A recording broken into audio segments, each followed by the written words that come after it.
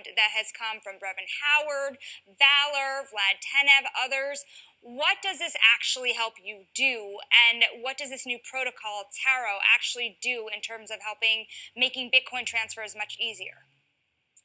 First of all, thanks so much for having me, and greetings everyone from Miami here for the Bitcoin 2022 conference.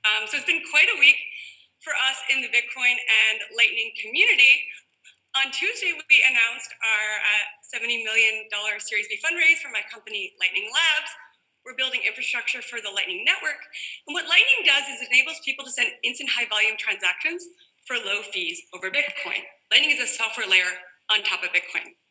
But we also announced a new technology we've been working on called Taro, which enables people to, in the future, send asset stable coins and really any other currency that's out there potentially using Bitcoin as a global monetary network. So we're really excited to be working with these investors that understand this long-term vision and mission to bring financial access to the world. Now, financial access, how quickly, Elizabeth, do you think that this could start to spread among other countries, aside from El Salvador, that are looking to adopt Bitcoin at a greater rate as a currency?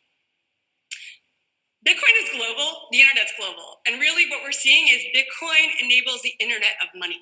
Today, I can embed a photo in any application on the internet, Twitter, WhatsApp, email, all of those. But why can't I easily send money or value globally, natively embedded on the internet?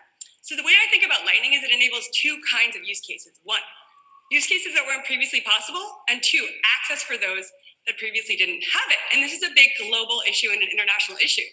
We look at a country like Nigeria, 70% of the population is 30 or under. Well, what do they all have? Mobile phones. But many of those people may not have access to a bank account or something like a Visa or the traditional financial system. So the way that I think about it is this technology will really enable people across the world to tap into the internet of money. What the internet did for access to knowledge and information previously, look at something like Wikipedia, Bitcoin and Lightning are doing for access to money and financial services. Elizabeth, mainstream awareness of cryptocurrency and Bitcoin has shot up like a rocket over the last couple of years, but there's still such a long way to go to clarify confusion around digital assets. I'm curious what the themes are at Bitcoin Miami this year. What is everyone talking about? What are the most hyped issues and the biggest problem issues? Great question. I think adoption is huge right now, right? The way that I think about it, the vast majority of the users in the future will not even know that they're using, say, the Bitcoin or the Lightning Network. They want it to just work. They want access. Broadly in the cryptocurrency space, we see a lot of technologies, but some of them are in search of a solution as opposed to thinking about real problems for real people. So what I'm seeing now is a focus on real use cases, on real adoption, and the global element. I was just chatting with developers today from places like Nigeria, from places like Guatemala. So this is a global community. And this is also what I think distinguishes the Bitcoin community from some of the other, projects that are out there with the focus on actual adoption and real use cases, as opposed to speculation. Shout out to my friend Lynn Alden, who has written great macroeconomic research and studies Bitcoin and Lightning. And she talks about the utility to speculation ratio and how Bitcoin and Lightning are very utility oriented as opposed to merely speculation. Welcome to the Cryptoteacher. And guys, I come back with that video just to make you think. And I told you a long time ago that the Lightning Network would go global. Now we see that has come true. Moving assets, stable coins, the global monetary system. That's exactly what she said. Banking the unbanked. Sounds familiar. We know the Lightning Network, XRP, and XLM is going to move this monetary global system. And remember, the Cryptoteacher has been telling you this a long time ago. Now it's time to make things seamless, that the masses don't even know that they're actually using crypto. But the most important part that she stated, that people can get paid in sats.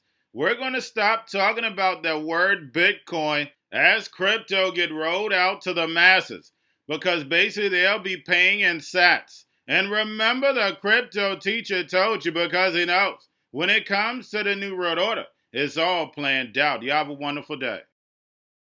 Global, and there are so many people around the world with untapped talent who need opportunities. And okay, so let's say there's somebody in Argentina or India who is a creator or a coder. Well, if you want to send smaller values, tapping into the global monetary system, the fees will exceed the amount that you want to send. So what this technology does that's so powerful is it lets you do what we call streaming sats or satoshis, the lowest denomination of Bitcoin. And we see this in use today with podcasts. There's some great podcasting 2.0 applications, many thousands operating on Lightning. You can pay per second. There are media aspects where you can pay small values for, say, articles. There are social networks, chat apps, and those are all operating over the Lightning Network like Zion and Sphinx. So what we're seeing is a lot of people around the world are now able to tap in. It's early days, don't get me wrong, to the capacity to earn and to be compensated for their creative work, as opposed to in the legacy system where the fee would actually be higher than the amount that's... We're going to a different economy, and we're going to be learning more about that as we go. But clearly, we're learning that things can be done from remote locations. We're learning that technology can replace people even more than we thought. We're not going back to the same economy. We're recovering, but to a different economy, and it'll be one that is more leveraged to technology. And I worry that that is going to make it even more difficult than it was for many workers. In Silicon Valley, and my friends who work in technology know that what we did to the manufacturing workers, we are now going to do to the retail workers, the call center workers, the fast food workers, the truck drivers, and then even bookkeepers, accountants, insurance agents, lawyers, and on through the economy.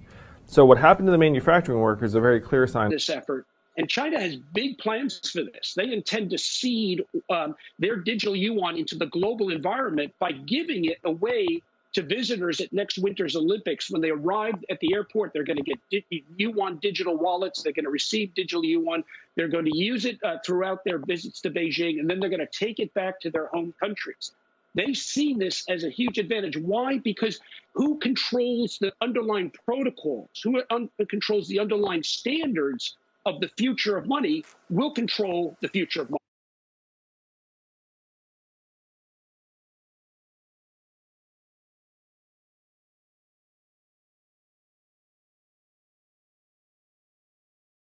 The most powerful person in the world is the storyteller. The storyteller sets the vision, values, and agenda of an entire generation to come. Steve Jobs. And guys, you know I truly believe in this. When you look at the New World Order, they're the storytellers. And that's the reason why I wrote my New World Order book.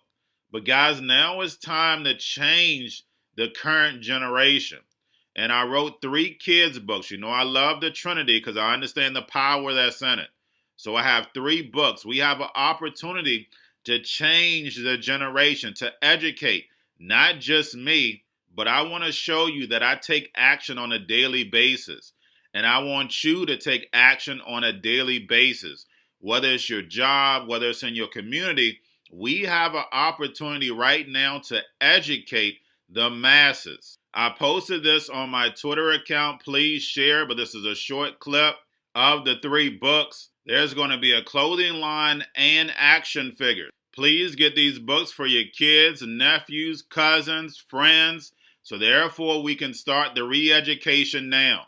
Because as we see, the 4th Industrial Revolution foundation is definitely here. Robots, algorithms, drones, taking humanity out the picture. We have to re-educate. But let's get into the video. Part 1.